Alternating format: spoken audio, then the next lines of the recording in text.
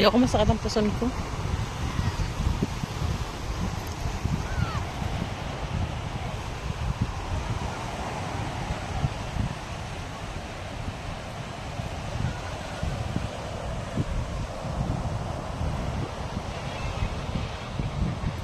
Yan guys, sobrang nag-enjoy sa Tonton. Ayan, nag-enjoy siya talaga. Oo, sige, laro ka lang dyan. Hukayin mo lang. Paano tayo? Ayan sila. Mga anak. Ayan.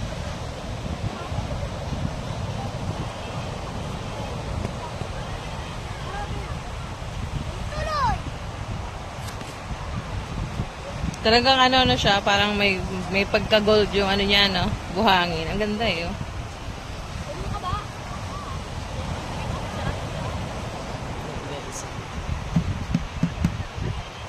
As in guys, napakalinis.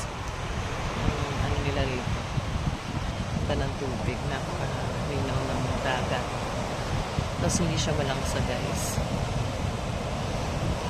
Talagang paliguan lang siya.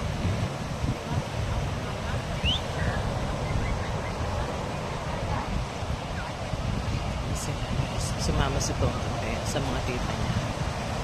Ay si JK binababad para matanggal yung mga sugat-sugat niya guys. Ewan ko ba dyan sa batang yan guys, lagi siyang may sugat. Talagang ano, hindi siya pwedeng walang ano, lotion. Tapos pag yung sabon niya guys, paano na rin yung nireseta ng doktor sa kanya. Tapos may pain siya.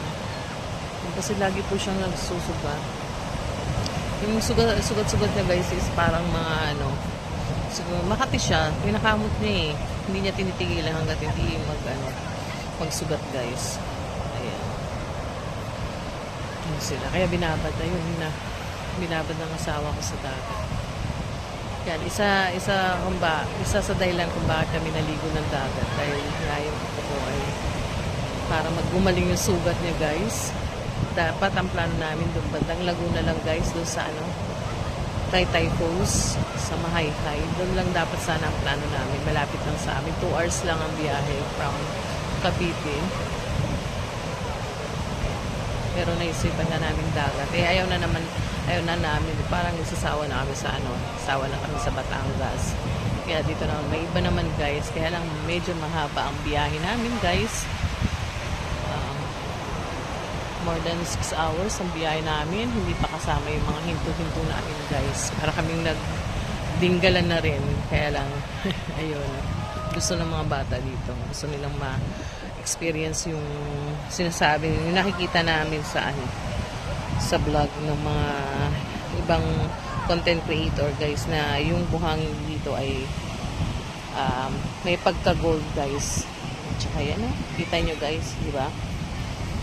Talagang may pagka-gold. Ang ganda ng buhangin niya. Ang lambot. Talagang lulubog ka guys. Lulubog yung pama kapag umaakot. Ayan. And then yun.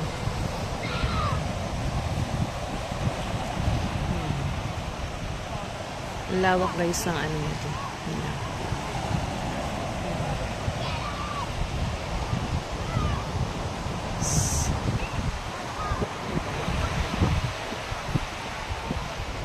Yan, doon po kami guys sa high stay, doon sa 3rd floor nito, sa taas.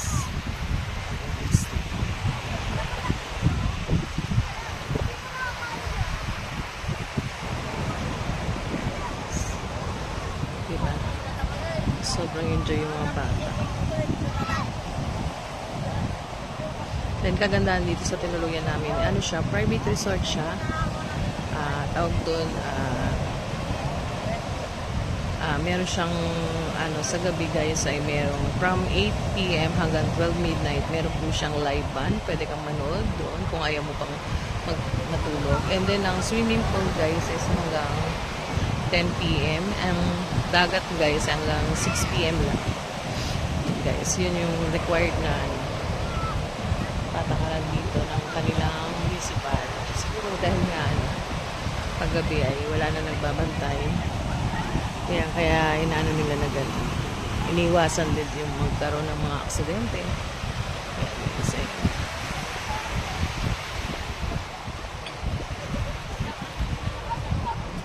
Yan, dito nga po pala kami sa Casa Carolina. Ayun naman po yung bula. Ganda, malinis. At malamig yung aircon. Talagang mag-chill ka. Sobrang lamig, guys. Tapos, dapat malama ka palang homework, guys. Well, guys. Diba? Naganap namin ngayon. Yan sila.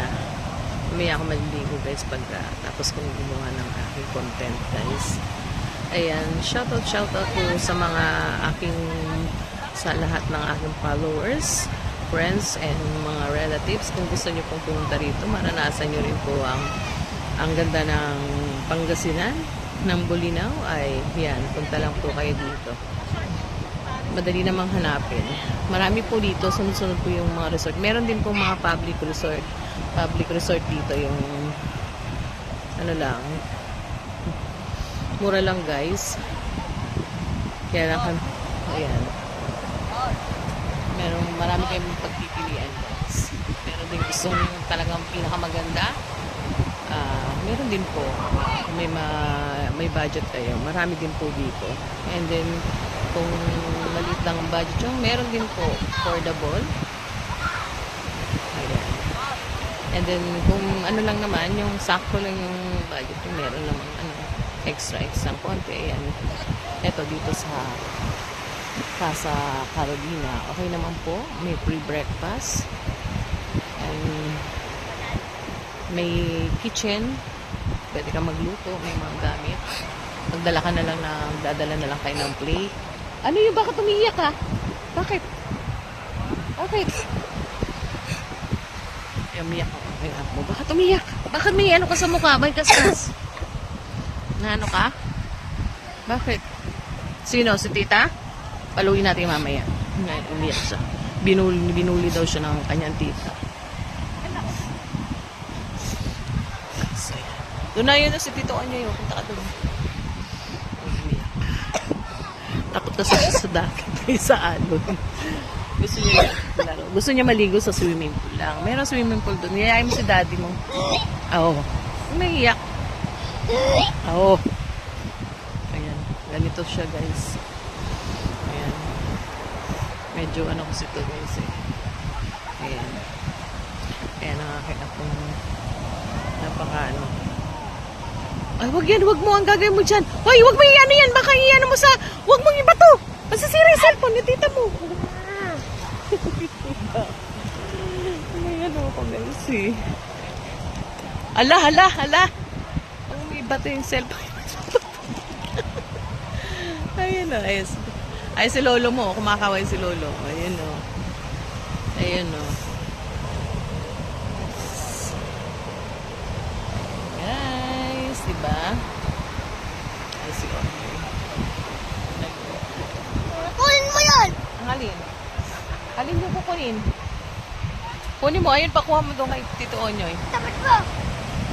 Ikaw nagtapon, tapos ako pa kukunin mo. Binuli kasi. Inano siya ng tita niya sa tubig. Takot siya sa tubig, guys. Takot siya sa dagat. Tapos sa alon. Gusto niya maligo sa swimming pool, guys. Pero sa dagat, ayaw niya ng lulubog siya. Takot siya. Kasi malakas daw yung alon. Ayan.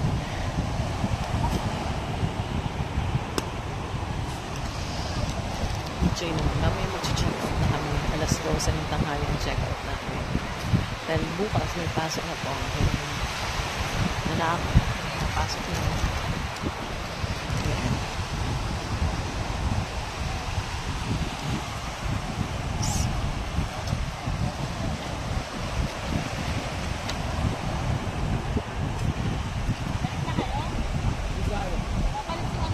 Apa ginagawa?